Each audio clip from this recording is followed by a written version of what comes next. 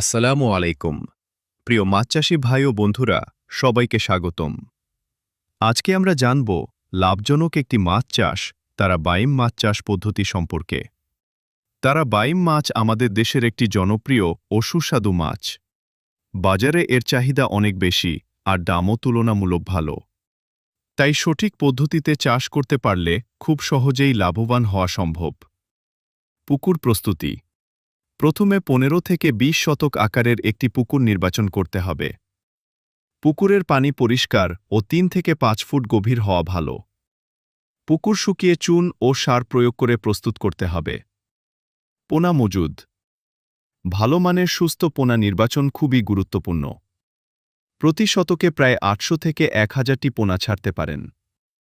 খাদ্য ব্যবস্থাপনা। তারা বাইম মাছ সাধারণত প্রাকৃতিক খাবার খায়। তবে দ্রুত বৃদ্ধির জন্য মাছের খাবার, ছোট মাছ, শামুক বা প্রোটিন সমৃদ্ধ ফিড দিতে পারেন। পরিচর্যা।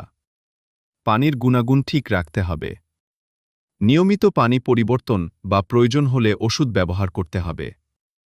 রোগ প্রতিরোধে সতর্ক থাকতে হবে। বৃদ্ধি ও উৎপাদন। সঠিকভাবে চাষ করলে 6 থেকে 8 মাসে মাছ বাজারজাত করার উপযোগী হয়ে যায়।